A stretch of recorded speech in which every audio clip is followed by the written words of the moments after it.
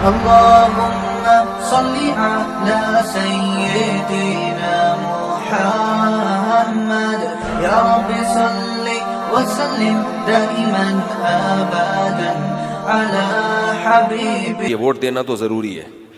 کس کو دوں گا، اول تو یہ میں ابھی فیصلہ نہیں کروں، کیونکہ ایک گراؤنڈ ریئلٹی چینج ہوتی رہتی ہے نا.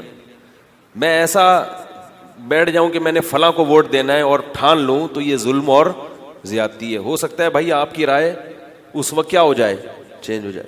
تو میں نے کہا میں اصول اور ضابطہ بیان کر دیتا ہوں، اس اصول کے مطابق ووٹ دوں گا. جب الیکشن کا وقت آئے گا تو اس اصول کے مطابق دیکھوں گا، جو اس پہ پورا اتر رہا ہوگا اس کو دے دوں گا. وہ کون اتر رہا ہے وہ اسی وقت غور کریں گے، یہ ابھی کی ٹینشن نہیں ہے. تو انہوں نے کہا وہ اصول بیان کریں. تو میں نے کہا بھائی ہمارا اصول یہ ہے کہ ہم دیکھیں گے کہ کتنی جماعتیں ہیں جنہوں نے الیکشن میں حصہ لیا.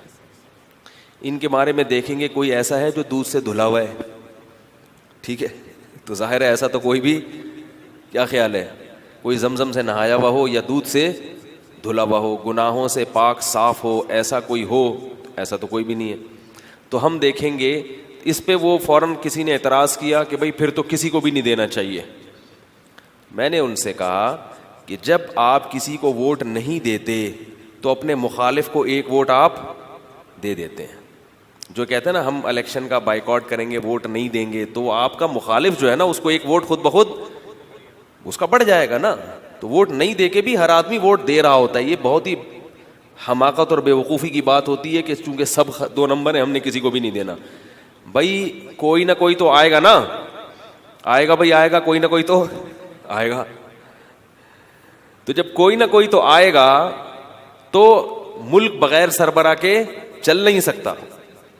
تو میں نے کہا بھائی ہمارا اصول کیا ہے کہ جو کم درجے کا نالائق ہوگا، پہلے تو ہم یہ دیکھیں گے ان میں کم درجے کا نالائق کون ہے، اس کو ہم سب سے اچھا قرار دیں گے. دوسرے نمبر پر ہم یہ دیکھیں گے اس کم درجے کے نالائق کے جیتنے کا کچھ امکان بھی ہے یا نہیں ہے. ایسا تو نہیں پورے محلے میں ایک میں ہی اس کا حامی ہوں اور اپنا ووٹ خام خواہ میں ضائع کر کے آ جاؤں. کوئی دور دور کا بھی اگر کوئی جیتنے کا چانس نہ ہو تو پھر اس کو ووٹ دینا کیا ہے، میری رائے کے مطابق غلط. پھر اس کو کہو کہ بھئی آپ نیک شریف شرفا ہو لیکن فی الحال آپ ہماری فہرست سے خارج، کیونکہ ہمارے محلے سے میرے علاوہ آپ کا کوئی بھی حامی ہمیں نظر ہی نہیں آ رہا، تو کوئی فائدہ نہیں ہے. پھر ہم دیکھیں گے ایسی 2 پارٹیاں جن میں کیا ہے، یعنی جس کے دن میں سے دونوں میں سے ایک کے جیتنے کا امکان ہو.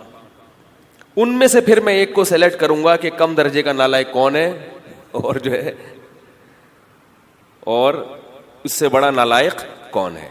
تو یہ ہمارا اسٹائل ہے. تو ہر آدمی کا اپنا اسٹائل ہوتا ہے بھائی. مفتی طارق مسعود صاحب کے بیانات سننے کے لیے youtube.com/مفتی طارق مسعود کو سبسکرائب کریں، اور اگر آپ لائیو ویڈیو کو کبھی بھی مس نہیں کرنا چاہتے ہیں تو سبسکرائب کرنے کے بعد بیل آئیکن پہ کلک کرنا مت بھولیں. جزاک اللہ.